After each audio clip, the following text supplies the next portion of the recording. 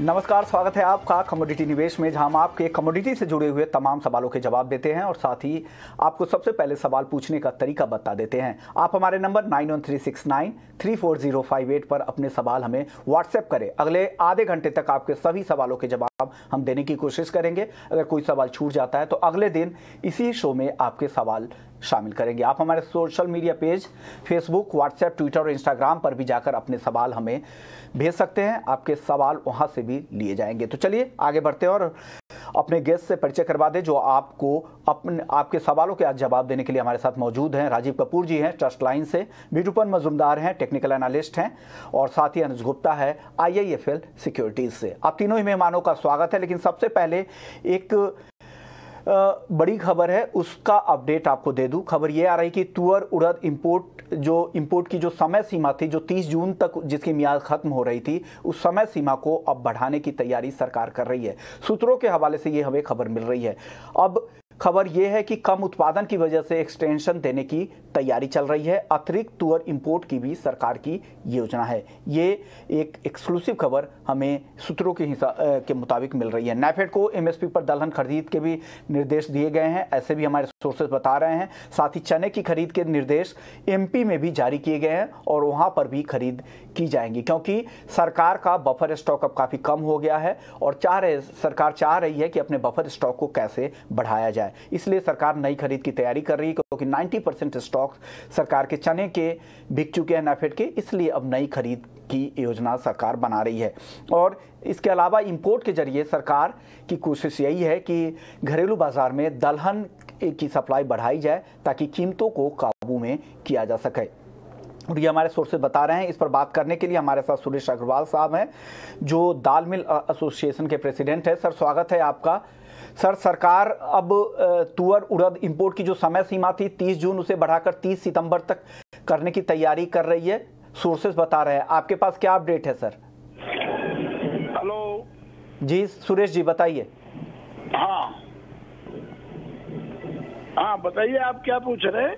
Sir, तुअर और उड़द import की जो समय सीमा 30 जून तक थी, उसकी मियाद को अब बढ़ाकर 30 सितंबर तक की जा रही है। इसके अलावा दलहन को लेकर क्या इंपोर्ट है सर?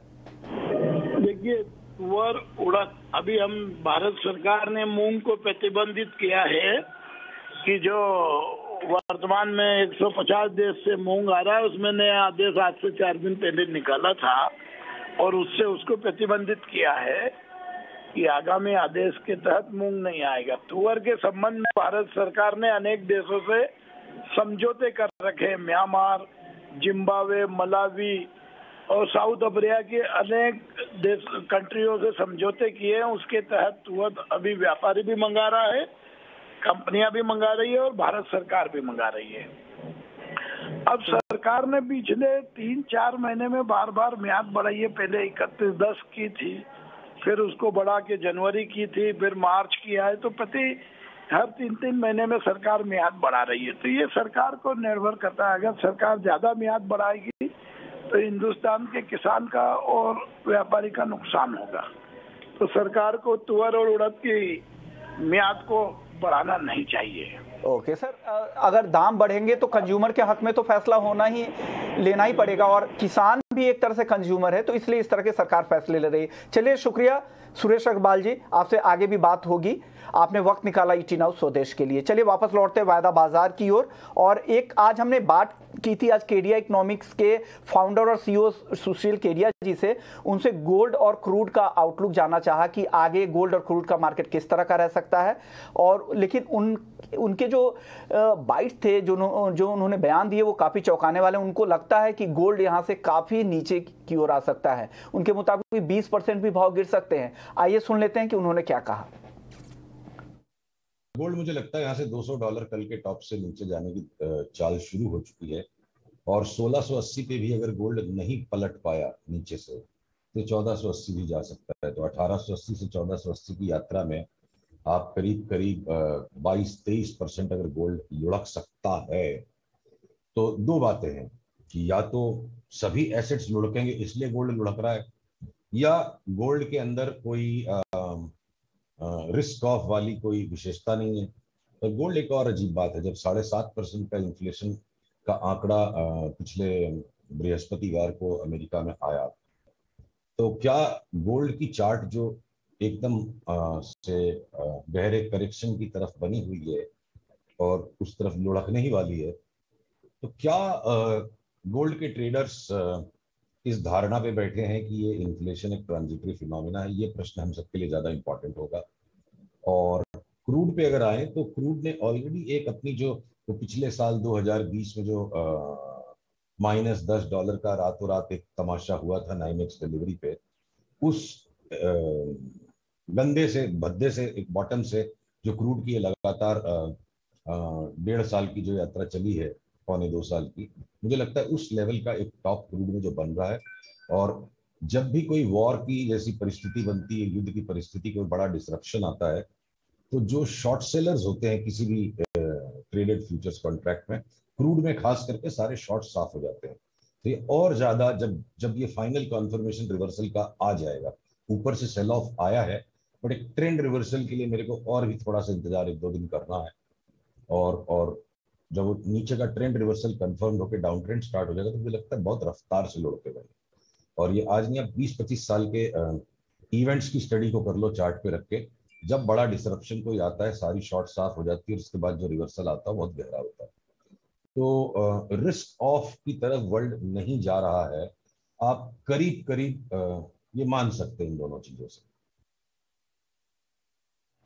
ओके, तो ये भी इनको लग रहा है कि यहाँ से गिरावट आ सकती है, ट्रेंड रिवर्स हो सकता है। हमारे साथ अनुज गुप्ता जी भी हैं, राजीव कपूर जी और बीटूपन भी। बीटूपन, आपको चार्ट पे क्या लग रहा है कि गोल्ड और क्रूड में आपको लग रहा है कि गिरावट गहरा सकती है, या ट्रेंड कुछ ऐसा टेक्निकली आपको दिख रहा है यहाँ से? टेक्निकली कल का जो क्लोजिंग है क्रूड ऑयल और गोल्ड का, ये काफी एनगल्फिंग फेज में हुआ था। गोल्ड का भी जो पुलबैक के बाद जो क्लोजिंग हुआ था प्योर बेरिश एनगल्फिंग है, लेकिन ये स्ट्रॉन्ग रिवर्सल का अभी भी एक कैंडलस्टिक को देखिए हम रिवर्सल नहीं मान सकते। लेकिन हाँ, यहाँ पे शायद कभी एक रिवर्सल का कोशिश कर रहा है मार्केट। और क्रूड ऑयल में फिलहाल पूरे कमोडिटीज मार्केट या ये पूरे इक्विटीज मार्केट देख लीजिए, काफी वोलेटाइल हो चुके हैं। अभी फिलहाल जो रशिया और यूक्रेन के जो कॉन्फ्लिक्ट हो रहे हैं, अभी जो स्टेटमेंट आते हैं, कल बता रहा है कि रशिया ने बोला कि कुछ जो ट्रूप्स है उन्होंने वेस्टर्न और साउथर्न पार्ट से निकाल लिया, लेकिन अभी नेटो के चीफ से आता है कि अभी तक कोई स्ट्रॉन्ग डिसिसिव नहीं बना है। तो काफी वोलेटाइल है मार्केट। हाँ, ऐसा लग रहा है कि ये डी एस्केलेशन शायद पॉसिबल एक सिनेरियो है, जिसके कारण प्रोबेबली मार्केट में गोइंग फॉरवर्ड या पॉसिबल हो सकता है कि रिवर्सल बन सकता है। ट्रेडिंग पर्सपेक्टिव में क्या है कि अभी तक तो कोई कॉन्फर्मेशन नहीं है, मार्केट में भी फिलहाल वोलेटाइल रेंज में रहेगा। और क्रूड ऑयल में आज के दिन में सत्र में अगर मैं देखता हूं तो मैं प्रीफर करूंगा थोड़ा ऊपर लेवल पे सेल करने के लिए, लेकिन तब भी मैं कोई बड़ा टारगेट नीचे का या ऊपर का नहीं रखूंगा। मेरा स्टॉप लॉस भी 7100 के ऊपर रहेगा। वैसे अगर मैं गोल्ड में देखता हूं तो गोल्ड में अगर यूएस के मार्केट के सिस्टम में अगर खुलता है, क्योंकि अभी थोड़ा सा स्टेटमेंट रिसेंटली आया था नेटो की तरफ से कि अभी तक कोई डी एस्केलेशन प्रॉपर्ली नहीं हुआ है, तो उसके चलते इक्विटीज में भी थोड़ा एक बिकवाली आया था इंडियन मार्केट्स में। तो उसके चलते अगर थोड़ा सा सेंटीमेंट के हिसाब से थोड़ा पुल बैक बनता है गोल्ड में आज में, तो प्रॉपर लेवल बनेगा 49,500 to 600 का जो रेंज है, वहां पे शॉर्ट ले। और गोल्ड में मैं बड़ा एक्सपेक्ट डिक्लाइन नहीं कर रहा हूँ। हाँ, 4-5 सेशन का एक 48,000 ये सब लेवल गोइंग फॉरवर्ड, जब जो पुलिस का जो इशू है ये थोड़ा रिजॉल्व होता है तो थोड़ा डिक्लाइन है, लेकिन इसका मतलब ये नहीं कि बड़ा 20-25% का गोल्ड का डिक्लाइन अभी इमीडिएटली होगा। हाँ, गोल्ड में फर्दर प्रेशर भी आ सकता है, इन्फ्लेशन अभी भी पीक में है और यूएस के जो एफओएमसी रेट्स हाइक वो भी है, तो उससे गोल्ड में थोड़ा प्रेशर बनेगा। लेकिन गोल्ड का जो ओवरऑल सिनेरियो है एज ए इन्वेस्टमेंट डिमांड, क्योंकि पूरे इक्विटी एसेट क्लासेस जब परफॉर्म नहीं करता है तो इस सेक्टर में काफी एक डिमांड रहता है, mostly from the ETF side या बाकी सेक्टर से भी डिमांड रहता है। तो गोल्ड में करेक्शन हो सकता है, डिक्लाइन हो सकता है। नीचे का जो हम लोग लो देखा था 46,700 या 46,500 वो लेवल तक नहीं टूटेगा। हाँ, यहाँ पे अभी तो काफी हाई लेवल पे है फिलहाल के लिए, तो यहाँ पे मैं देखता हूँ कि 49,600 में अगर मुझे कोई पुलबैक मिलता है तो वहां पे बेच के चलूंगा। इंट्राडे में 49,100 इमीडिएटली मुझे इमीडिएट एक टारगेट बनना है 49,100 या उसके रेंज में। तो फिलहाल थोड़ा पुलबैक में बेचने के लिए मैं तैयारी कर रहा हूँ। खाने दीजिए 49,500-600 के आसपास, तब बेचें नीचे की तरफ 49,100 के टारगेट के लिए। अनुज जी, आप क्या मानते हैं गोल्ड और सिल्वर में क्या करना चाहिए आज? विष्णुमोहन जी, गुड आफ्टरनून। देखिए, मुझे लगता है कि कल जो एक सेल ऑफ आया है, क्योंकि अगर आप देखेंगे तो कंटिन्यूसली पिछले 10 दिनों से मार्केट बढ़ रहा था, तो एक प्रॉफिट बुकिंग में इसको बोलूंगा, क्योंकि ऐसा कोई मेजर ट्रिगर नहीं लग रहा है मेरे को कि यहाँ पे कुछ सेलिंग प्रेशर या फिर जो ट्रेंड है वो रिवर्सल हो जाए। क्योंकि अभी तक जो फंडामेंटल साइड है वहां पर कोई चेंज नहीं। हालांकि कल कुछ र्यूमर्स थे कि जो ट्रूप्स हैं वो वापस होते हुए दिखाई दिए, मगर अभी तक ऐसा कोई कंफर्मेशन नहीं है कि फाइनली वो वापस होते हुए दिखाई दिए हैं। हालांकि वो तो फंडामेंटल साइड है, मगर टेक्निकल साइड अगर आप देखेंगे तो पिछले 10 दिनों से मार्केट बढ़ा था, तो 10 दिनों के बाद एक प्रॉफिट बुकिंग महज बनता है, क्योंकि हमने देखा था कि ऑलमोस्ट जो गोल्ड है करीबन 1500 पॉइंट ऊपर चला था और इंटरनेशनल मार्केट में करीबन $70 की तेजी हमने देखी थी। तो मुझे लगता है कि अभी गोल्ड जो है वो एक साइडवेज टेरिटरी में आता हुआ दिख रहा है। ये थोड़ा कंसोलिडेशन हो सकता है कि 10 दिनों की तेजी के बाद थोड़ा कंसोलिडेट करे, मगर जिस तरह के ब्रेकआउट हमने यहाँ पर आते हुए देखे, और नो डाउट कि जो ट्रेंड चार्ट का फॉर्मेशन है वो हायर टॉप हायर बॉटम में है, तो अभी तक ऐसा कोई नेगेटिव टेरिटरी में नहीं दिख रहा है। मुझे लगता है कि थोड़ा वेट यहाँ पे जरूर करना चाहिए, क्योंकि कल जो सेल ऑफ आया है वो हो सकता है कि थोड़ा बहुत और नीचे आए। तो करीबन हमें जो ट्रेडिंग पर्सपेक्टिव से ट्रेड लेना चाहिए वो 49,300 के आसपास ले सकता है इंट्राडे के लिए। ऊपर में 49,800 तक का टारगेट आपको देखने को मिल सकता है। इंटरनेशनली मुझे लगता है कि ऊपर में अगेन जो लेवल्स हैं, अचीवेबल लेवल जो देखने को मिल सकते हैं वो करीबन 1870 से लेकर $1880 अगेन यहाँ पर आ सकता है।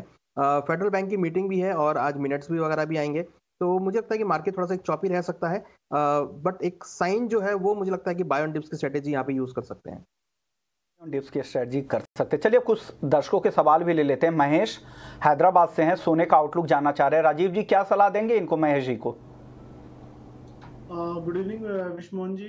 देखिए गोल्ड में कल एक अच्छी गिरावट देखने को मिली और एक बेयरिश एंगल्फिंग कैंडल भी बनी, जैसा बिट्टूवन ने बताया। जनरली इस तरह की जब कैंडल बनती है तो एक टॉप, इमीडिएट टॉप बन जाता है और उस दौरान थोड़ी करेक्शन देखने को मिलती है। इसका मतलब ये नहीं कि ट्रेंड रिवर्स हो गया, जैसा अनुज जी ने बताया।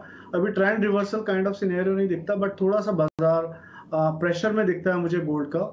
अगर कुछ भी थोड़ा सा करेक्शन आता है अराउंड 100-200 पॉइंट का करंट रेट से, अराउंड 49,500 49,600, तो एक शॉर्ट का ट्रेड ही इनिशिएट करना चाहिए with stop loss of 49,800। Down side भी काफी लिमिटेड लगता है मुझे विष्णु जी, 49,200 से 49,000 तक। कॉलर श्रीकर है, कॉपर पर राय जानना चाह रहे थे। बिटुपन कॉपर में क्या करना चाहिए? कॉपर में देखिए अभी जो पूरा सेंटीमेंट इस तरह से दिख रहा है कि कल जिस तरह से मार्केट में सेलिंग हुआ, लेकिन कॉपर में उतना नहीं है। कॉपर में थोड़ा सा रेंज बाउंड है, लेकिन अगर ट्रेडिंग इंट्राडे पर्सपेक्टिव में देखता हूं तो थोड़ा शायद आज के लिए साइडवेज रहेगा। लेकिन अगर कॉपर में पोजीशन बनाना है होल्डिंग पर्सपेक्टिव से, मेरे हिसाब से कॉपर में थोड़ा सा नीचे बाय ऑन डिप्स कर सकते हैं। 773 के आसपास बन रहा है मार्केट, तो 764-65 का रेंज अगर आता है तब वो बाय बनेगा प्रेफरेबली।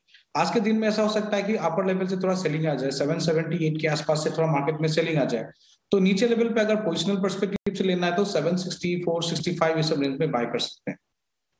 ये व्यू है कॉपर को लेकर क्रिश जी, श्रीकर के लिए। अगले कॉलर कमलेश कुमार है, क्रूड में जानना चाह रहे थे कि इंट्राडे के लिए क्या करना चाहिए। राजीव जी क्या करें क्रूड में आज? विष्णु जी देखिए 7,20 कल भी बाजार ने अटेम्प्ट किया था एक गिरावट के बाद, और वहां से फिर रैली फिजल आउट हुई थी।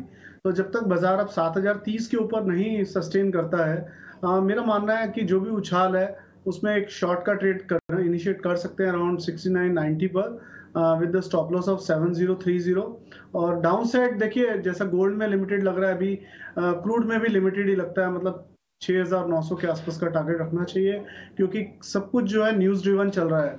अभी कोई स्टेटमेंट अगर नेगेटिव आ गया जिसमें फिर से कोई टेंशन एस्केलेट होते हुए दिखे जियोपॉलिटिकल, तो फिर से क्रूड को पुश करेंगे, और अदरवाइज थोड़ा सा ये बाजार हल्का सा सब्सिडाइज हो सकता है, बट बहुत ज्यादा अभी गिरावट भी नहीं दिखती क्रूड में। ओके, चलिए अगले दर्शक क्रिश हैं दिल्ली से, कॉपर पर जाना चाह रहे थे, इंट्राडे ट्रेडर हैं। अनुज जी क्या सलाह देंगे क्रिश को? देखिए हमें लगता है कि कॉपर में खरीदारी का ट्रेड रखना चाहिए नीचे 770 772 के आसपास, ऑलमोस्ट करंट रेट के आसपास खरीदारी का ट्रेड ले सकते हैं। स्टॉप लॉस 766 का लगाएं, टारगेट 780 तक देखने को मिल सकता है। बेस मेटल्स में जो ट्रेंड बना है वो पॉजिटिव है, मुझे लगता है कि यहाँ पे खरीदारी का जो ट्रेंड है यहाँ पर रखना चाहिए, यहाँ से भावों में तेजी देखने को मिल सकती है। ओके, तो ये भी हुए क्रिश के लिए, आप यहाँ पे खरीद सकते हैं 772 पे 780 रुपए के टारगेट के लिए। अगले कॉलर पीयूष है मथुरा से, गोल्ड इन्होंने 48,370 में बेच रखा है और क्रूड 6,350 रुपए पर बेचा है। राजीव जी क्या करना चाहिए गोल्ड और क्रूड में? देखिए विष्णु जी, गोल्ड और क्रूड दोनों ही एक है, तो अभी भी देखिए ट्रेंड अपसाइड ही है, बिकॉज अभी भी ट्रेंड ब्रीच होने का कोई सिग्नल अभी नहीं मिला है हमें। जब तक गोल्ड 48,500 के नीचे नहीं सस्टेन करता तब तक हम गोल्ड में ये नहीं कह सकते कि इसका ट्रेंड जो है चेंज हुआ है, डाउन साइड हुआ है।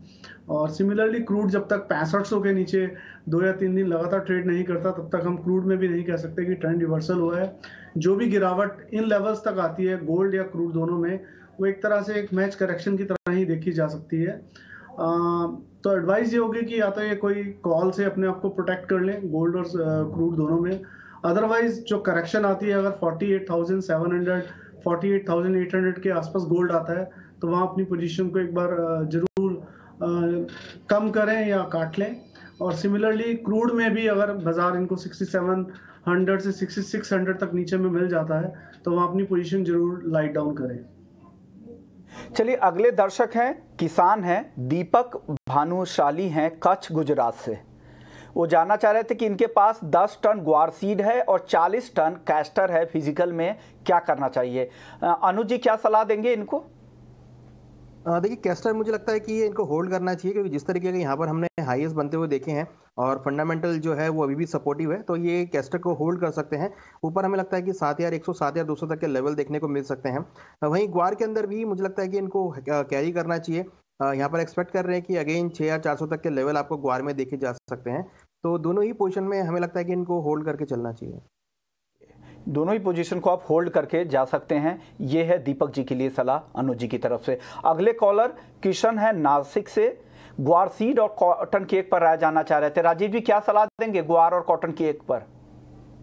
देखिए ग्वार सीड में जैसा अनुज जी ने बताया बिल्कुल ऑलमोस्ट मेरा व्यू भी उनसे मैच करता हुआ है। 6,000 एक बहुत महत्वपूर्ण सपोर्ट लेवल है ग्वार सीड के लिए। अगर मार्च का कॉन्ट्रैक्ट अगर 6200 के आसपास मिलता है तो खरीदारी करनी चाहिए। और मुझे लगता है वहाँ से 200-250 रुपये अपसाइड में मिल सकते हैं, मतलब 6450-6400 तक की एक रैली देखने को मिल सकती है। बट खरीदना इसको 6200 के आसपास है। स्टॉप लॉस मेंटेन करना है 6100 के नीचे क्लोजिंग के लिए। और कॉटन ऑयल सीड केक में भी विष्णु जी मुझे लगता है कि बाजार थोड़ा सा करेक्शन के बाद आज जिस तरह की थोड़ी गिरावट देखने को मिल रही है थोड़ा और करेक्ट कर सकता है। अगर 3170 3160 के आसपास कॉटन ऑयल सीड केक मिलता है तो खरीद सकते हैं। स्टॉप लॉस 3100 के नीचे रखना चाहिए, टारगेट 3250 रख सकते हैं। ओके, तो ये व्यू है कॉटन केक और ग्वार सीड को लेकर। अविनाश हैं क्रूड ऑयल पे जानना चाह रहे थे कि क्या करना चाहिए इनको अभी। बीटू पर क्या सलाह देंगे इनको क्रूड पर, अविनाश जी को? जो मैंने बताया था कि आज मुझे लग रहा है कि थोड़ा पुल बैक में क्रूड ऑयल बेचना है, तो मैं प्रीफर करूंगा। अभी फिलहाल मार्केट एक बार 69-90 के आसपास जा रहा है, तो थोड़ा 70-20 ये सब रेंज के अगर पुल बैक मिलता है तो सेल पे रहिएगा। और मुझे लग रहा है कि क्रूड ऑयल में थोड़ा सा एक्सटेंडेड करेक्शन बन सकता है, प्रोवाइडेड कोई नेगेटिव स्टेटमेंट नहीं आता है, तब तक मार्केट में थोड़ा सेलिंग रहेगा। 6850 6900 तो इमीडिएटली लग रहा है, 6850 के आसपास के लेवल के नीचे पॉसिबल है क्रूड ऑयल में, तो sell on a pull back can be a strategy for today. यानी बिकवाली की सलाह अभी दी जा रही है। कलीम शेख साहब हैं, इन्होंने भी क्रूड पर ही सवाल पूछा है। ये भी जानना चाह रहे थे कि क्या करना चाहिए क्रूड में फिलहाल। अनुज जी इनको क्या सलाह देंगे कलीम साहब को? देखिए मुझे लगता है कि थोड़ा वेट करें, नीचे भाव 6,900 6,920 के आसपास मिले तो खरीदारी का ट्रेड ले सकते हैं। इवन ऑप्शन में भी जा सकते हैं। ये 7,300 का कॉल जो करीबन 200 के आसपास चल रहा है उसको खरीदारी कर सकते हैं। हमें लगता है कि एक बाउंस बैक क्रूड में आ सकता है जो कि ऊपर में 7,050 तक जा सकता है, तो वहां पर आप खरीदारी का ट्रेड रख सकते हैं 6,900 के आसपास। तो ये व्यू है, हालांकि बटी हुई राय है। आप देख लीजिए आप किन्हें फॉलो करते हैं, उस हिसाब से क्रूड पर अपनी पोजीशन आप ले सकते हैं। अगले कॉलर बोधी शाह है, जीरे का आउटलुक जानना चाह रहे थे। राजीव जी जीरे को लेकर आपका आउटलुक क्या है? विष्णु जी जीरा देखिए 21,000 के आसपास जो फरवरी कॉन्ट्रैक्ट है जो कि दो दिन में एक्सपायर हुआ वो ट्रेड कर रहा है। और मार्च कॉन्ट्रैक्ट आई थिंक 21,300 350 होगा अभी। देखिए मार्च कॉन्ट्रैक्ट में एक ट्रेड लिया जा सकता है जो कि छोटे स्टॉप लॉस छोटे टारगेट के लिए रहेगा। 21,250 के आसपास मार्च कॉन्ट्रैक्ट को बाय किया जा सकता है विद स्टॉप लॉस ऑफ 21,100 और टारगेट रखना चाहिए इसमें 21,500 का। चलिए अगले कॉलर का सवाल ले लेते हैं। अगले कॉलर हैं दिग्विजय सोनी है, चांदी ये जानना चाह रहे थे कि क्या चांदी नीचे की तरफ 60,000 रुपए के लेवल तक आ सकती है? बीटूपन आपको लग रहा है 60,000 तक चांदी आएगी? देखिए सिल्वर में उतना ज्यादा रैली भी नहीं है जिस तरह से गोल्ड के हिसाब में, तो मेरे को नहीं लग रहा कि सिल्वर में ज्यादा डिक्लाइन है। हाँ 2-3 सेशन में ये जब थोड़ा प्रेशर आएगा, जियोपॉलिटिकल थोड़ा इशू होगा तो थोड़ा सा डिक्लाइन हो सकता है, लेकिन बड़ा सेल ऑफ अभी भी नहीं दिख रहा है। हाँ पॉसिबल है 62,000 तक पॉसिबल है, यहाँ से थोड़ा पुल बैक में लेके मार्केट गिर सकता है। सो 62,000 नीचे लेवल तक मेरा फिलहाल के लिए इमीडिएट बॉटम मुझे दिख रहा है। ओके, चलिए अगले दर्शक का भी सवाल ले लेते हैं। दिग्विजय जी के बाद दीपक अग्रवाल हैं नासिक से, कॉटन केक का व्यू जानना चाह रहे थे। अनुज जी क्या सलाह देंगे दीपक जी को कॉटन केक पर? देखिए कॉटन केक में मुझे लगता है कि भाव एक थोड़ा लोअर की तरफ आ सकते हैं। हालांकि यहाँ पे जो ट्रेंड बना है वो थोड़ा सा अभी रेंज बाउंड है, बट मुझे लगता है कि करीबन 3180 3190 के आसपास खरीदारी का ट्रेड रखना चाहिए। बिकवाली अभी नहीं लगता है मेरे को यहाँ पे करना चाहिए। आप यहाँ पे खरीदारी कर सकते हैं, ऊपर में 3250 3300 तक के लेवल देखने को मिल सकते हैं, तो वहां पर आप एक बार प्रॉफिट बुक कर सकते हैं। मगर फिलहाल अभी मुझे लगता है कि 3180 3190 के आसपास आप खरीदारी का ट्रेड ले सकते हैं। चलिए अगले कॉलर सनी है पंजाब से, इन्होंने कॉपर 768 पे सेल किया है और चांदी 63,000 पे 63,000 पे सेल किया है। क्या व्यू है राजीव जी आपका सनी के लिए? विष्णु जी देखिए चांदी में तो ये 63,400 जो अभी इमीडिएटली एक बाजार ने हाई टेस्ट किया आज के सेशन में, तो उसके ऊपर थोड़ा सा एक स्टॉप लॉस मेंटेन कर सकते हैं और 62,800 से 62,500 के बीच में अपना प्रॉफिट जरूर ले लें। और जहां तक कॉपर का सवाल है, कॉपर में देखिए शॉर्ट पोजीशन मुझे लगता नहीं है कि एडवाइजेबल होगा बनाना। हालांकि 764-65 एक इमीडिएट सपोर्ट्स भी हैं जो कि काफ़ी इंपॉर्टेंट रोल प्ले करेंगे कॉपर में आने वाले समय में। तो कॉपर में मुझे लगता नहीं शॉर्ट रखना चाहिए, बिकॉज 768 आई थिंक एक अच्छा लेवल है, वहां पर ये एक बार एग्जिट करके अपनी लॉन्ग पोजीशन बना सकते हैं with the stop loss of 764 और अपसाइड में हमें लगता है 780 तक के टारगेट्स देखने को मिल सकते हैं। यानी कॉपर के शॉर्ट से निकलने की सलाह राजीव जी दे रहे हैं, लेकिन आप 62,500 नीचे चांदी आ सकती है, लेकिन आप स्टॉप लॉस 63,400 के ऊपर का लगा सकते हैं जो आज इंट्राडे का हाई था। अगले कॉलर गुरुप्रेम है, अगले हफ्ते कॉटन में क्या लग रहा है? अनुज जी क्या सलाह देंगे गुरुप्रेम जी को? देखिए कॉटन के अंदर अभी हम देखें तो एक प्रॉफिट बुकिंग हम देख रहे हैं कि कॉटन में आ सकती है, क्योंकि इंटरनेशनल मार्केट में भाव नीचे आते हुए दिखाई दी। हमें लगता है कि अगर इनको खरीदारी करना है तो थोड़ा वेट करें, भाव नीचे 37,000 के आसपास आए तो खरीदारी का ट्रेड ले सकते हैं। फिलहाल अभी थोड़ी सी एक सेलिंग लग रही है, 400 से 500 रुपए की गिरावट यहाँ पर और आ सकती है, तो 37,000 के आसपास से खरीदारी का ट्रेड ले सकते हैं। अगले कॉलर योगेश हैं जयपुर से, चांदी 63,000 में शॉर्ट कर रखा है, इसका जवाब तो आपको मिल गया राजीव जी की तरफ से। गोल्ड इन्होंने 49,365 में शॉर्ट किया है और नेचुरल गैस 331 में। बिटूपन क्या सलाह देंगे इनको? तीनों शॉर्ट है, गोल्ड, नेचुरल गैस और चांदी, क्या सलाह देंगे इनको? पहले तो मैं बता रहा हूँ सिल्वर का मैंने भी बताया, राजीव जी ने बताया था, तो सिल्वर का भी मुझे लग रहा है थोड़ा सा डिक्लाइन है, नीचे लेवल पे थोड़ा हो सकता है 62,500 इंट्राडे में पॉसिबल है। सेम है गोल्ड में थोड़ा पुल बैक सडनली आ सकता है, लेकिन हाँ स्पाइक आ सकता है मार्केट में, लेकिन मुझे लग रहा है कि नीचे लेवल में 49,100 के आसपास जो लेवल है वहां पे शायद मार्केट पहुंच सकता है। लेकिन नेचुरल गैस में जो मोमेंटम है, नेचुरल गैस में थोड़ा मोमेंटम पॉजिटिव है, 347 के आसपास भी मार्केट ऊपर जा सकता है फिलहाल के लिए। लेकिन हाँ वोलेटिलिटी एक रोल प्ले करेगा। अगर उनका शॉर्ट कितने में था, शायद प्रॉब्ली 335 के आसपास था, मैंने सुना था शायद, तो मुझे नहीं लग रहा कि यहाँ पे नेचुरल गैस में उनका जो अभी लेवल है, मुझे लग रहा है कि थोड़ा शॉर्ट से एग्जिट बनना है, थोड़ा सा मुझे लग रहा है कि शॉर्ट को ज्यादा होल्डिंग करना है, थोड़ा सा डिप्स बनता है तो मार्केट में 3-4 रुपए का तो निकल जाएगी। 347 348 का थोड़ा सा बन सकता है अगर इंट्राडे पर्सपेक्टिव में आप पूछते हो, तो मुझे लग रहा है थोड़ा पुल बैक है यहाँ पे। ओके, तो ये भी है। चलिए अब आज इतने ही सवाल शामिल कर पाएंगे, कई दर्शकों के सवाल अभी हमारे पास है लेकिन आज नहीं ले पाए, लेकिन कल डेफिनेटली आपके सभी सवालों के जवाब देने की कोशिश करेंगे। शुक्रिया अनुज जी आपका, राजीव जी आपका, बिटूपन आपका, आप लोगों ने वक्त निकाला और तमाम सवालों के जवाब देने की कोशिश की। तो कमोडिटी निवेश में फिलहाल इतना ही, लेकिन आप बने रहिए ET Now स्वदेश पर।